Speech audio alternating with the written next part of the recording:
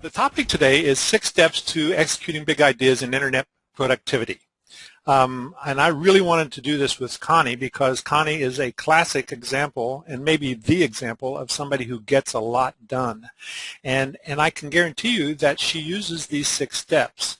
And I don't even know that. We haven't talked about this. But to be successful, what I've found in the corporate world as well as in the in my personal life is that if I don't use these 6 steps, I can have a spectacular failure pretty quickly. And Connie, the steps are dream, prototype, test, execute, feedback, and improve. And I'm going to ask you straight up, is that the kind of process you like to follow? It sounds like what I like to follow, but I'm not familiar with what you're going to teach, so I'm really very excited to hear you doing these details. As we go through it, you're going to see, I think, and jump in there and tell me too when we go through this, because I think you're going to see that you follow a lot of these things intuitively. And that's what I found as I went through the experiences over the years, was that a lot of what I thought was bad discipline on my part was me jumping from dreaming to execute without taking time to build prototypes and to do the test before executing. So let's get into it, and I'll show you some of the information I wanted to leave you with today. This is the key to me. Fail often and fail fast. There's one more step to this, and I'll show you on the next slide that's really important. This is Thomas Watson, the founder of IBM, and in the 40s, 50s, he was the Bill Gates of that era. And he said, would you like me to give you a formula for success? It's quite simple, really. Double your rate of failure. You're thinking of failure as the enemy of success, but it isn't at all. You can be discouraged by failure, or you can learn from it. So go ahead, make mistakes, make all you can, because remember, that's where you will find success. I love this, and I failed more often in the past 5 years than ever in my life. And that's why you're a success today. It is exactly why, because you learn to fail and fail toward success. The whole idea of failure being just another step toward success, I love that, because if it's not, we're all doomed, because most of the time we're going to fail. One of my favorite analogies is a baseball player who has a hitting average of 300 is a superstar who's going to end up in the Hall of Fame. But that means he's failed 70% of the time. He's only hit the ball 30% of the time. And to me, it really is all relative. I love that analogy. The other key to the failing fast that I had mentioned, though, was making cheap mistakes. It's really important to reduce your risk and to control your cost. And I'm going to show you today how we do that. I've done projects that were, well, the last big one I did for my biggest corporate client was $22 million. And that one was 1.5 years. And it involved about 80 people.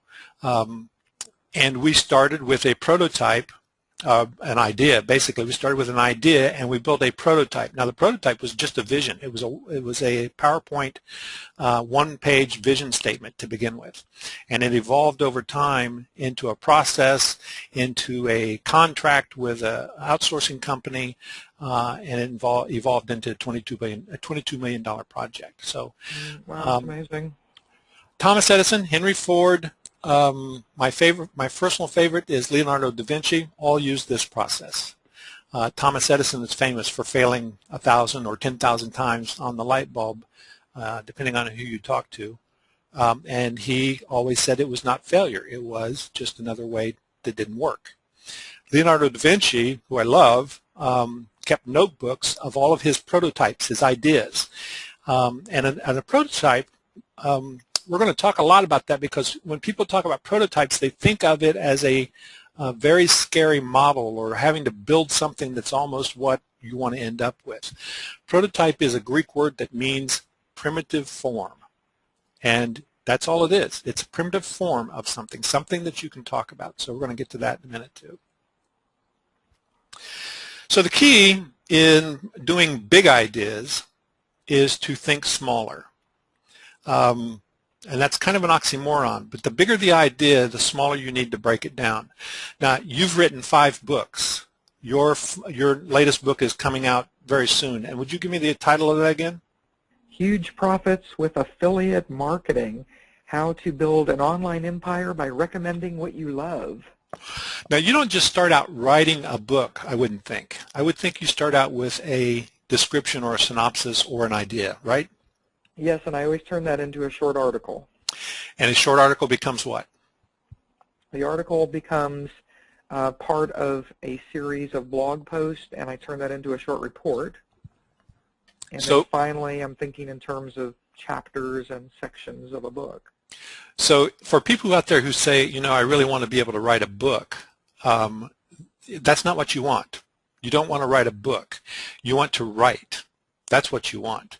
And if you're not writing short articles and short blog posts and reports to get to that book, or even an outline, then you're going about it from the wrong direction. I always used to say if I took an idea from A to Z, I would say, I always knew what A was and I always knew what Z was. The issue I had before I realized I needed to involve this prototyping and testing phase was that I didn't know about B, C, D, E, F all the way to Z. The only way to do that is to break those larger ideas down into small problems. Einstein said no problem can be solved from the same level of consciousness that created it. Big problems, you got to think about solutions. You don't think about the problem. That's basically what he's saying. I live about 35 miles south of Huntsville, Alabama, where they built the Saturn V rockets that took men to the moon. And so there's a big museum there, and this is about a 30-foot prototype that is a really up-to-scale, beautiful model of a Saturn V rocket. You can see here this man standing here, and he's about 6 foot, so that gives you an idea how big this prototype model is. Jules Verne dreamed of getting people to the moon. It took hundreds and hundreds of people to build the real Saturn V rocket. It also is in this museum. Here's a man standing here. He's about 6 foot. This rocket is about 300 feet. When these people worked on this rocket, they worked on pieces of the rocket. They had no idea how the whole thing went together, but they were assigned pieces to work on. And there was somebody at the top who had sections that put these things together, and they knew how the pieces fit together. And they designed everything to fit well together. But you didn't have to worry about building the rocket. You only had to worry about building your piece. And that's what... That makes a lot of sense, what you're saying. So much sense. That made, you know, it's exactly how you wrote your book. So people think, how does Connie write so many books? You can tell them here. Yes. Yes. I mean, doing this into pieces, and then as I go back with the editing process, I'm looking at each piece. Right. So one of my big dreams, my wife and I got married about 13 years ago, and one of my big dreams was to build a house, a log cabin in the woods. We had, in our first year of marriage, we had stayed at a friend's in North Georgia, and we decided that we wanted to really have one in the woods ourselves. It was no more than just a kind of a dream at that time, an idea. So we started, but we did start investigating. We started looking at log home builders. We started looking at log home processes. We started going to log home workshops to figure out how they're done. And we had finally settled on the company that we wanted. We didn't have any land. We didn't know where it was all going to happen. And then pieces fell into place, and we ended up with a piece of land. So I took some time off. Took about a year off, decided I was going to build this place myself. And I did. We had lots to do that. I had to build a road. We had to dig a hole in the ground where we put the house. And based on our blueprints, which was our prototype, we were able to follow the blueprints to get this house built.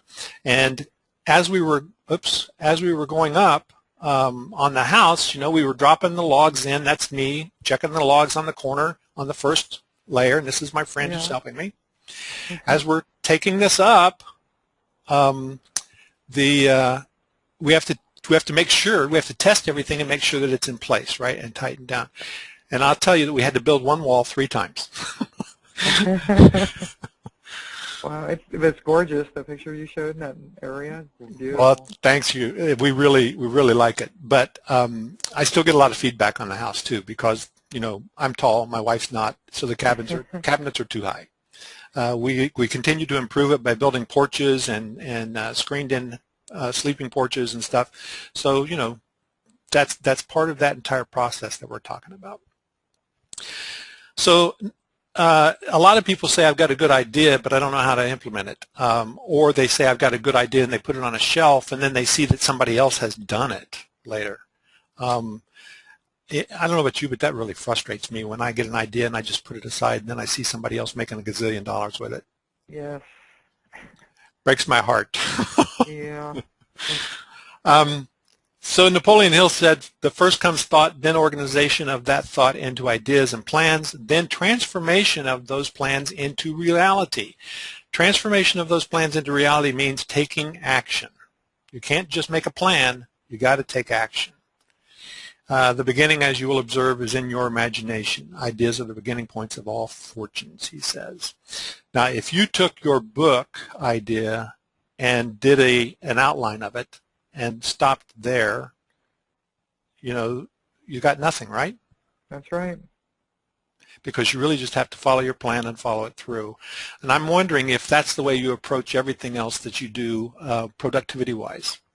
I think it is during these last few years since I came online. My personality changed. I'm so productive. I finish things. I used to be someone that didn't finish things, and now I follow through and finish everything that I start. And I guess that I've internalized a lot of these ideas that you're talking about.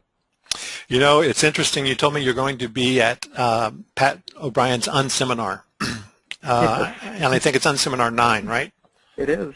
And I went to Unseminar 1, and Pat knows this. We've had this conversation. That was a pivotal time for me. Craig Perrine was talking there, and I was just getting started online, so this was many years ago. And Craig Perrine was talking, and I was complaining about not being able to get things done. And I told him everything I was working on, and Craig said, my friend, you are a starter, not a finisher. And until you become a finisher, you'll never have anything done. So what you said there just really struck a chord with me because that made me so mad that I decided that I would change that habit completely, and I have. And that's key. Yes. Yes. So maybe coming online is powerful for many of us. Yes, it is. Well, and who else do you have to blame for things not getting done these days, right? That's right. So here are the 6 steps. Dream, prototype, test, execute, feedback, and improve. And you'll see that it's a cycle. It is not a linear process. The dream is the big idea. I like to call it dream because I like for my dreams to come true. And that's just the reason I use that. The prototype we talked about, this is where you want to fail. This is important. These 2 steps are where you fail because you have less investment here. In fact, you have very little investment here, so you're not wasting money or time. And if you fail, if it's a complete failure at this point, that's fine too. You're going to test your prototype to make sure that the processes or the idea is valid before you ever invest any money. And this could go as far as testing your market to determine if this is something somebody wants. When you're doing niche marketing and deciding that you're going to put together a report or something and invest some time into an affiliate offer, Connie, how do you just don't run right into this marketplace? I wouldn't think. No, I do it very quickly, but I'm still going through this process because I'm thinking now. I write an article, I write a blog post. If it's something I'm going to be promoting over a period of time, then I write a short report related to it, and I see then what that feedback is from the marketplace. And if they go, no, that was nice, then I know I have to really make some changes. And if they like part of it and I can find out what part they like, then I really run with that. So I do go through that. The prototype would be my article, my blog post, and my short report, and then the testing, getting it into the hands of the people that I'm trying to reach. Right. Right. And before we even started talking about this today, I was absolutely sure that you were following this process because you're successful. And that's the reason I was so confident about it. Okay. Everybody who is successful does this, even if it's by intuition, because you don't want to waste. People are very successful. People are very focused on not wasting time and money, and that's this area, the prototyping and testing. You can make sure that you don't waste time and money in this area. Okay, and I know that someone can go from not being someone that does these things to doing it, because that's what happened with me. Uh-huh. You know, over time, my personality I got it together and said, I'm going to do this, and kept moving. Yeah, that's exactly what I did too, because I was a classic case of I got a big idea, let's go do it. Mm-hmm. And you know when it's really bad for me is when I have resources. If I have a little money extra and I think I don't have to prototype or test, I will just go ahead and say, well, I don't do this anymore. I used to. I'll just go ahead and say, well, let's throw some money at it and see if it works. And that never works. That's when I had spectacular failures, losing all the money that I had invested in the execution. Yeah, I can see that, because I think we hear stories of people that had money and tried to put something together, and it didn't work because they moved right to execute. Right. And the way people have money in the long run is to continue to do this process because you keep a lot more of it. Yes. So the execute is where you decide that you're going to spend the money. And now that's based on your testing. You decide, this is a conscious decision, I'm going to do it. And if at this point you decide I'm not going to do it, by the way, that's a success because you have saved yourself time and money and you can move to something that will work for you. Then we get into feedback. Feedback is really important because feedback is like what you said. If it is something that gets lukewarm reception, you got to figure out what the issues are. And we're going to talk about the different kinds of feedback that you get that is really key. And then you improve. The improve, if you don't improve it, you're really leaving money on the table. That's the point with this. Now, after you improve it, though, and you go back and do a little testing on it or figuring out what's next, you get to the dream phase again because you want to check that dream again. Was this big idea the big idea, or did you end up revising the entire thing, and is it something else? And so you have to continually look at where you're headed, or is it an additional things? This is how people build business empires. They start with a big idea, and it spawns another idea, and it spawns another idea, and they're all related. Okay, that makes sense, because in terms of like when I create products, I think of creating a product line. Right. So I'm thinking of new ideas. That's right. That's exactly what a product line is. You don't do all of them at once. No. Yeah. So if people want to get the mind map that I've used to build all of this, which has a lot more detail into it, and a 6-part free e-course on these things with a little more detail, and the replay and the slides as well, they can go to this link, nams.ws/6Connie. Well, thank you so much. Thank you. Yeah, that puts them into the system. Wonderful. Now, dream size does not matter. From the small to the large, it's the same process. I've used this process, like I said, with a $22 million project or with a $10 project. It really is exactly that. I use this process in relationships, and I use this process when I find outsourcing people. I never go to them with something I want them to execute long term, but I give them a smaller project. How do you handle your outsourcing arrangements when you are trying to be productive? Well, I don't outsource in the very beginning. Right. I wait until I go through the prototype and the test, and then when I start to execute, that's when I'm asking other people to start doing things, because that's going to cost money. So I guess I'm thinking of it in terms of that. Mm-hmm. And so that's the point where I bring people in. Before that, it would just be mastermind partners, and if I'm partnering with somebody on the project. Right. Right. But if you outsource something to be executed and you had a $300 project, would you outsource the entire thing at once, or do you give them a smaller piece and do a test with them? Yes, a smaller piece, definitely a smaller piece. And a lot of times you don't even tell them what the entire project is. It isn't necessary. Right. You just describe that piece to them. Right. That's the piece they're good at. Right. And the reason I ask that is because as you're breaking down these larger things into smaller pieces, each of those pieces fit this process as well. So when somebody says, I've got a big idea and I've got these 6 steps, well, you've got a big idea and you've got, 50 pieces to it. You've got 50 times 6. That's my point. Each of those go through this cycle. Okay, this is wonderful because we're not used to hearing anybody describe things the way you're doing this, David.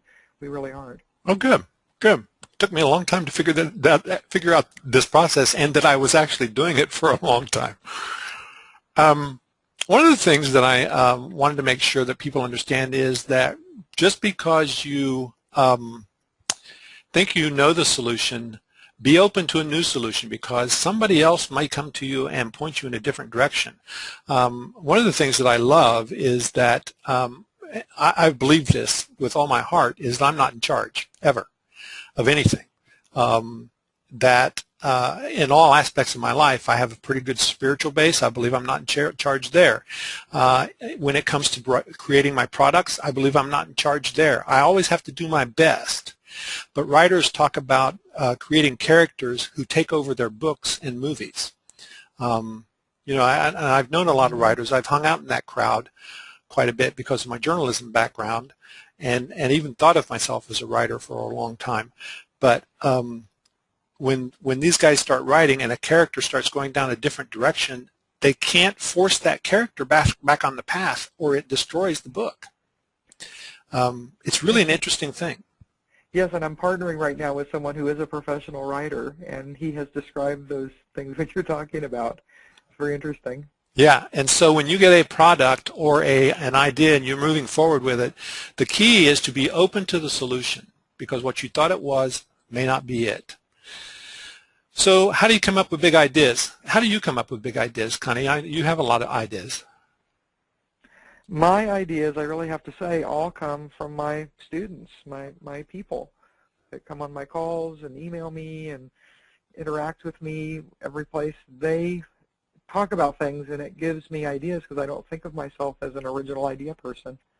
So I would say you fit into this second bullet here, because you're probably looking for trouble. You're looking for problems and providing solutions. Yes, I love solving problems. Yep, and you'll find that, I hope you agree with this, that everybody who's in business had better be solving a problem. Yes, hopefully so, yeah. Yeah, because if you're not doing that, you don't have a very good business. Mm-hmm. And I'll go as far to say that if you have what you think is a really good idea and it doesn't solve a problem on some level, then it's probably not a good idea. And it doesn't have to be a big problem. It can be my brother's coming on Saturday, and I don't know what we're going to do this weekend.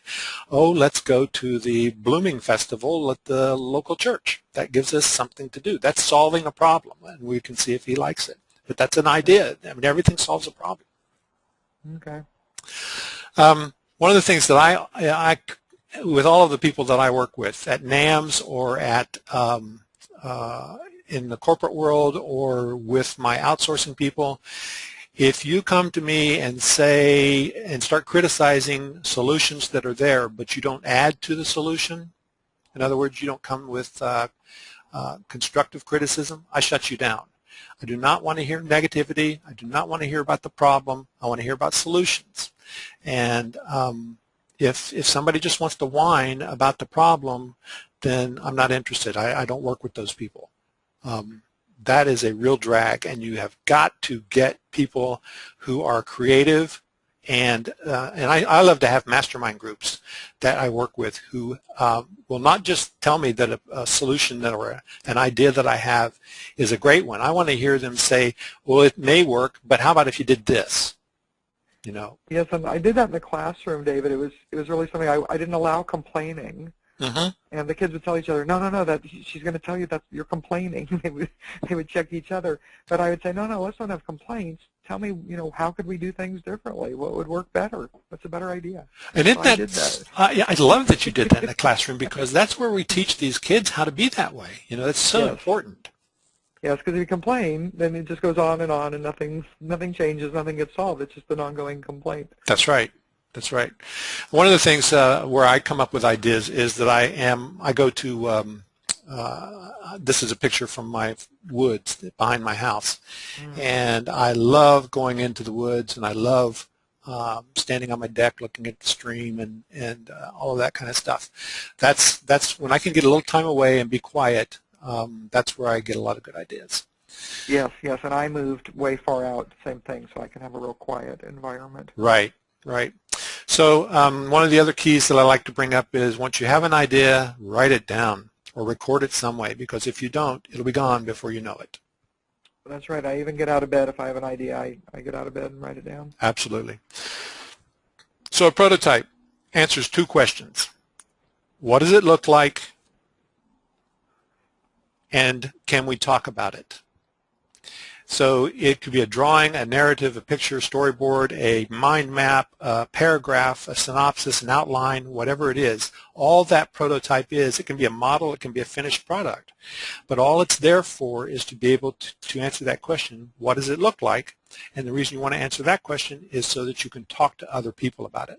Because to be able to test, you have to describe it and talk to other people about it and the functionality. So if you think of a prototype in that sense, it's not scary. It is just a tool. And I'm going to show you a prototype. One of the ways that I like to prototype is a whiteboard. I love to get in front of a group of people and talk about a problem. And let's whiteboard the solution. And this is a situation where I was leading a discussion of about 10 people on a work entry process in a corporate structure. And the work entry process for corporate structures is a big deal. How does the work come in? Who does it? Where does it get passed off? Who hands it off? How do you know you can hand it off and all of that kind of stuff? Well, this is just my scribblings on the board. There's a timeline here. There's a funnel. There's all kinds of working situations, and there is objective work, and there's subjective work, and there's who's involved. All of it's there, but nobody can read this, right? This is ridiculous. I know it's hard. We're trying to read a little bit here and there, and you can't put enough of it together. And so we finalized it into a drawing like this, and it had, along the bottom, it had a timeline with about 30 different, maybe 20 different leader elements that had words that went into this is what happens here, this is what this means, all of that. So this was a one-sheet prototype, and the simpler you can get it down, the better. So what I was able to do is present this. They liked it so much that they, with all of the detail, they liked it so much that they put it on the wall in 10 by 10 fashion so that people could gather around it whenever they had questions about where they were in the process and know what was next. Oh, excellent. Just a prototype. It took 3 months, by the way, to build that prototype that could be printed because we had to test it and test it and test it and test it. And in test, this is where the failure is great, because when you are failing in test, you're actually solving issues that will be much harder to fix later on. So I like two kinds of, there's two kinds of tests. There are subjective and objective tests. Mom and family is subjective. My mother will always tell me I've done a wonderful job. I like the mastermind groups, best friends who are very honest with me. I like focus groups. I like being able to go to the marketplace and ask them. How do you test your book ideas? I guess mainly I'm putting it into short reports and giving it out to not only mastermind partners but also business partners and to my list. And I like to also give what I'm writing to people not in the online world. So I'm involved with the Rotary Club and some other organizations, and I always have people there because I know with my first book it was Huge Profits with a Tiny List. And one man who owns a car dealership, he said, "Oh, this is wonderful. A list of what?" He didn't know what it meant, and I thought, okay, great feedback right there. So that jumped right into the third bullet here, types of tests, blind and scripted. In the software world, Scripted tests can be 30, 40, 50 pages, can be much bigger than that or less. But that is a do this, do step 1, do step 2, do step 3. You get your results are step 4, your results are step 5. And if you follow the scripted test, it will tell you whether your process is successful. What it doesn't tell you is whether people understand it. Mm-hmm. A blind test, just hand it to somebody. Go figure it out. Will tell you if they understand it. And I love your car dealer analogy because that was a blind test of your book. And it was successful, right? Yes, very, very successful. It told me so much. Because you got feedback there that you would never have gotten if you had given the book to somebody who knew what a list was. Yes. So I said before, complete failure versus a modification here at this point, because if it's a complete failure, trash it, and you are much better off, and that's a success because you haven't invested much time or money. Modify it, you have to retest. There's a lot of circular modification retesting that goes on before you start executing. I love the Microsoft mantra. I just threw this in here because Microsoft for years has been doing good enough. Works mostly, create version 1, make money with it, finance version 2, make more money. And whenever Microsoft releases a product in version 1, you can be sure that there are pages and pages and pages of bug lists, of defects and errors that have to be fixed. Yeah. They capture all that stuff, and you're going to come across them, and you're going to get within weeks, you're going to get a Service Pack 1 or a Service Pack 2, and that's because they are getting it out there and getting the money out there. I'm getting the money in by getting it out. That's something that I struggled with for a long time because I didn't want to put anything out that wasn't perfect, which meant I wasn't putting anything out. Yeah, that's a problem for so many of us. Nothing is ever perfect. So the other thing I have down here is, does it solve another problem? Have you ever done something thinking it was going to be a solution to one problem and it turned out to be a solution to another problem? Yeah, I'm sure I have. I don't know that I can think of any examples of that. I've got 2 good ones here. Viagra was actually a solution, it was being developed as a solution to angina and blood pressure. It failed miserably as as a medicine for angina and blood pressure. But during tests, they found out it did something else really great. You know, I had heard that it was something with the blood pressure. Yeah, and so Viagra became Pfizer's flagship drug because it solved a problem that they didn't know that they were solving. Wow. Post-it notes was a sticky glue that didn't work. The glue on the back of the Post-it note was a glue that was a failed glue because what they wanted to do was figure out how to have a glue that didn't have a residue when you pulled it off of something, right? And they decided it just wasn't tacky enough, so they put it on a shelf. Then another engineer came in and said, well, if I put this on a piece of paper, I can actually stick it to my computer or to my filing cabinet or whatever, and it's just tacky enough. And so they were able to build Post-it notes, and that was 3M's biggest seller for years. Yeah, amazing. So testing is incredibly important. Executing is the next step after you are successful in your test. And this is important too. This is where you spend the money and you begin gathering your team. If you have a small project or a personal project like writing a book, you're probably the team. You might have a group of people that you use as editors or as readers, proofreaders, or maybe a focus group. But mostly you're the team. You've got to do the work. If you have a big software project, you're probably going to be more of a project manager on that one. And the thing that you got to remember when you have a bigger project and you have a team is that the team determines the task. If you determine the task, you're going to be sorry because you don't know what they need to do. That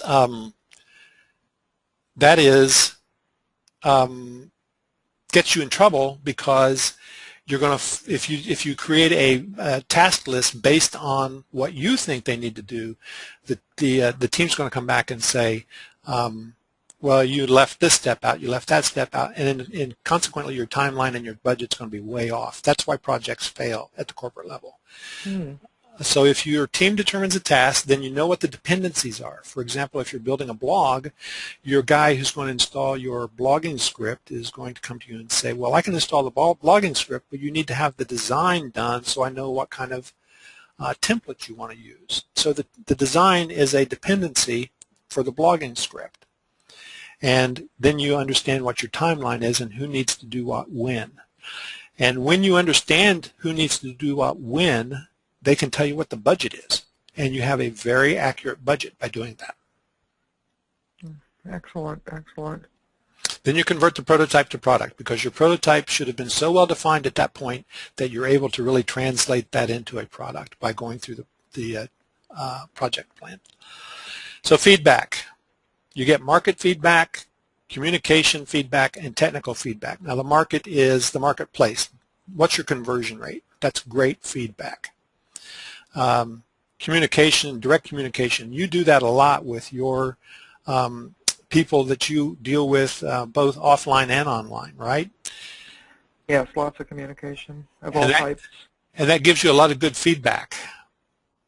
If Yes. you have one person who says they don't like something, but you got 10 people who say that they do, the one person may be the anomaly. But if you get 3 or 4 who are giving you the same feedback, then you got a trend, right? You can really start paying attention to that. Yes, definitely. By the third person, definitely. But by the time, but the thing that I really like is technical feedback, because I like to look at the stats on the blogs and on the websites and to see what the conversion numbers are, what the keywords are that people are searching and finding it for, what they're not finding. You know, keywords that lead them to something that it's not there. You know, that tells me that I might need to be developing more product along that line. Mm-hmm. Traffic stats, all of that, and today we have just about everything at our fingertips to be able to get great technical feedback. You just have to learn to look at it and understand it. Yeah, it's wonderful. So you get a lot of feedback, and you make errors. If you are good about this, you don't make these errors, which is, you know, not basically ignoring your feedback. You really want to pay attention to that. Then you want to improve it, make it better. You measure the results. You want to be relentless about subtraction, not addition. You want to be more focused, not more complicated. I keep a sign over my back door. My wife keeps a sign for me over the back door that it just has one word, and it is simplicity. Keep it as simple as possible, because yes, I agree. I like to make it difficult. So do you find that in your ability to be very productive, the more simple it is and the clearer it is, the more you can get executed?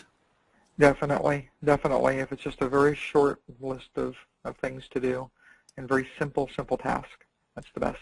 And then that's one reason why you go back to smaller pieces versus larger pieces, even in your writing of books. Yes. So you can get it focused and more simple. Okay. So collect, evaluate, use the lessons learned. Be sure that you don't change something without first testing what that change would do. A lot of people will change something that they've been working on only to hurt themselves because they didn't test it. And then you go back to the dream and revise. Now you're coming to NAM 6, and I'm excited about you coming to NAM 7 as an instructor there, and I'm sure at NAM 6 we're going to use you a lot as well, just because you're in the room. Oh, wonderful. But I wanted to tell people how I've used this in the NAMs as a case study, really, because it really has followed this process. Are you interested in seeing that? Oh, yes, yes, we want to see this for sure.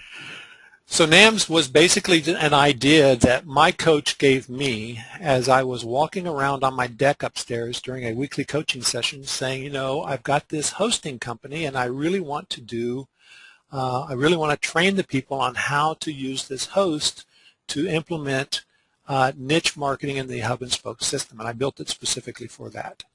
And he said, well, let's get some of your customers together in a room and we'll just train them. We'll have a weekend training deal. We'll see what happens. So I put it out there and described it as a workshop. I got 65 students the first time, had 6 instructors, and we had 1 room.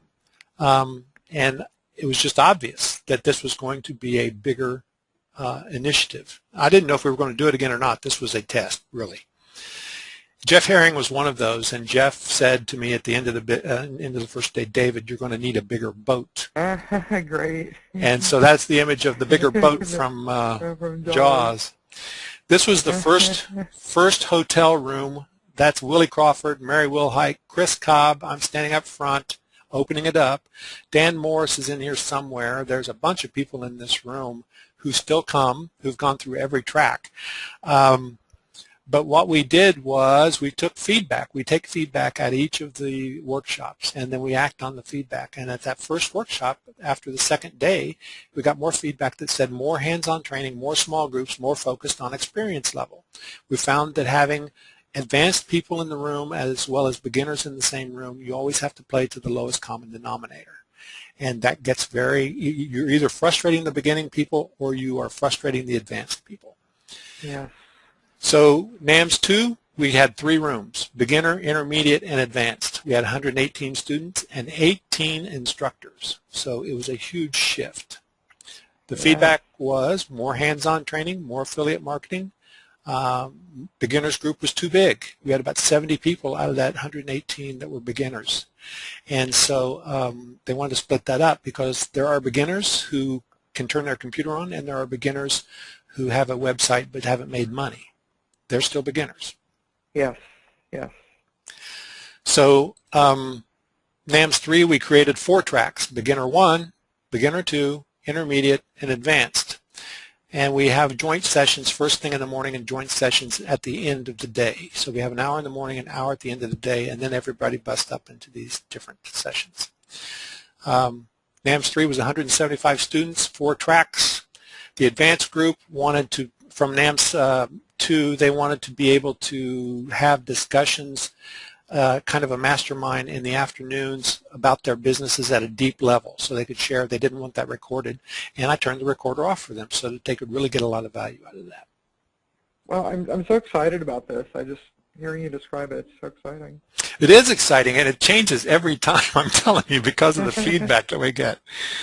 So NAMS 4, we had the same structure. We had 200 students, and the negative feedback that we got was, what do we do when we leave here? How do we stay in touch? How do we continue the education and the improvement? How do we showcase our sites? How do we work together? So we created an online forum where we have a members forum now, which has accountability groups by geography. So we have a southeast, a northeast, a central U.S. I think we have Florida broken out. We have Canada and others. And people can actually get in there, and they meet weekly and they work with each other, kind of a mastermind group, but more of a what are you getting done this week activity. Excellent. And they wanted a nicer hotel. I like the old hotel, but they wanted something a little nicer, so we moved the hotel. NAMS 5 was a case study. It was a test of the case study. NAMS 5 we decided to do virtually. I wanted to see how this would translate into a virtual world. So we had 27 instructors and 227 students who sat through 25 hours of video webinar instruction from the instructors over 7 days.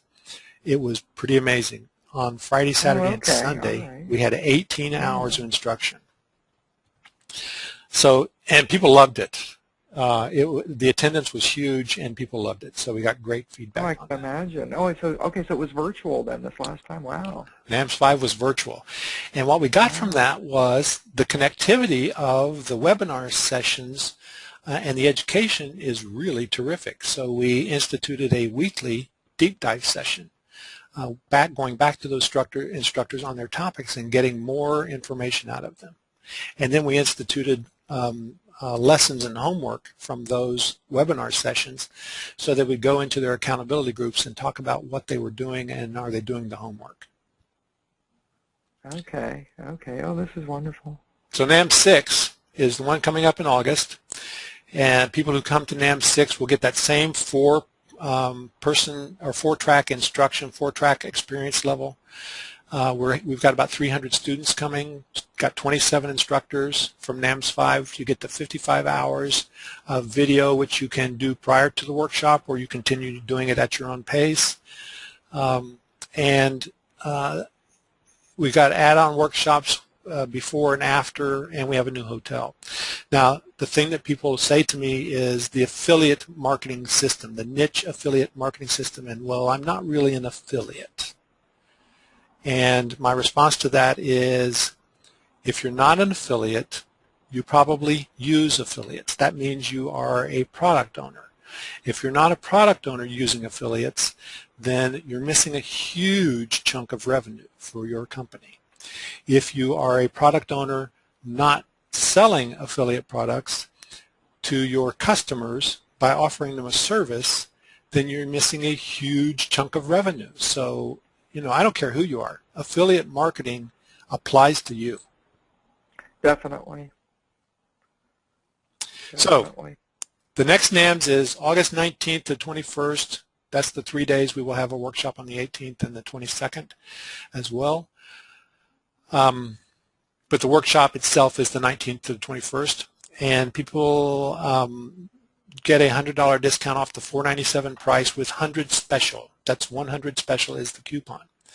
And they can go to nams.ws/Connie to sign up. But because this is you and because this is exclusive to you until tomorrow night at midnight, if people put in this coupon, NAMS for Connie, they get $200 off, which brings them down to the pre-June 1 price of $297.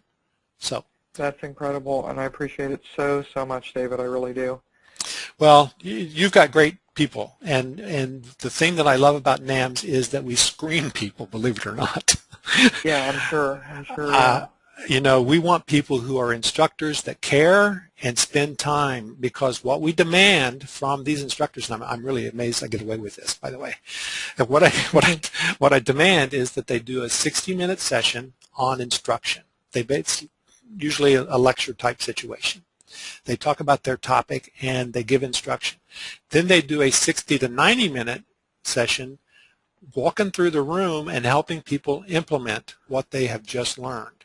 And we have about 10 aides there who spread out and actually help the instructors help the people in the room get done what they need to get done.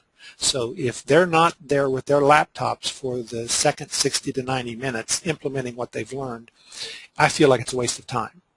So well, it's a teacher's dream, I'll tell you that. Well, that's the reason I do it too. Yeah, to be able to come and share that. And also I want to share with my people, I always do something special for my people, and I've opened up 5 more spots in a workshop that I'm going to be holding the day before. And if you get signed up, we need you signed up by tomorrow night, then you'll have one of those spots in my workshop. And that will be very special. I just did that at an event in Orlando, and we had 14 people, and it made a huge difference for their experience over those next 4 days. I'm doing the same thing this time. Well, that sounds wonderful, and I'm sure people will really appreciate that, because as much instruction as they can get, especially one-on-one with people like you, it's the fastest way to the top. It really is. It really is, and if I had had anybody that would have spent some time with me, at anything, when I went to events in the beginning in 2008, I went with somebody through his affiliate link, and when I got there, then he didn't want to talk to me anymore. He wanted to pretend that he was kind of with the cool people, and I was kind of left on my own, and it made that 3-day event really a long 3 days. If I had just had somebody to guide me a little bit, and I promised myself I would never do that to my students, and so that's when I started organizing people together, and now I'm able to really guide people, and it's just really invaluable. Yeah, see, to be able to come to this event, yeah. You and I have the same background. I mean, I struggled and struggled until I actually got people who would talk to me about this, and I thought I was a pretty smart person, and I am, but there's just, you don't have to make all the mistakes, when people can tell you things that you don't have to do, that's so helpful. And so what we've done at NAMS is all of these instructors, they come back. We've got about 40 people now on our faculty, and they come back in waves, and we ensure that they are there for the entire weekend to begin with, and that they stay in the hotel and that they're accessible. So they eat dinner with us, they hang out with us. For example, Willie Crawford will not be speaking at this next workshop, but Willie is going to be doing 30-minute joint venture consultations one-on-one throughout the workshop. Oh, wow, that's worth thousands and thousands and thousands. That's worth thousands and thousands of dollars. And Willie's amazing. I've met him a couple times now. He's just so amazing. He's so giving. Mark Hendricks will be doing 15-minute strategy consultations. So he's huge in the strategic versus tactics area. And people get focused. What they do is they lose sight of their purpose, what they're trying to accomplish. And in 15 minutes, he can listen to you describe your business and help you get it focused. And he does that. He sees about 50 people over that weekend on 15 minutes of time. And people have said that this is just a life-changing thing, just that 15 minutes with Mark. Oh, so, I can imagine. Yeah, because I don't know him too well. I just know who he is. But nobody is doing this. I mean, it's just a real pleasure to be able to do this. But, you know, I'm a hardhead, so I make people do what I want them to do to come. Yeah. No, I think this is perfect, and you're right. There is no event like this. So I really appreciate this. Do you have any other comments about the productivity, the process and how it applies to your productivity? No, I don't have questions. I'm still kind of taking this in, and, you know, I think I want to go over this. So this will all be available as a replay? We'll be able to It will be. hear this again? Okay, fantastic, because to be able to do that, because I think a lot of this, you have to see it more than once to really think about it. And, you know, I was just so excited when I sent emails out to people inviting them to this, and I told them, I said, this is something that we usually don't have exposure to. So you must come, you must find out what David is doing, what he's teaching, because with your background and, you know, your level of expertise, it's just something that we just don't have every day on the internet. So I think I really want to, you know, be along with all my people and spend more time taking it in. Well, I really appreciate it. Thanks for having me. Yes, thank you so much. Thanks for sharing your time. Thanks everyone for joining us. Bye-bye. Bye-bye, everyone.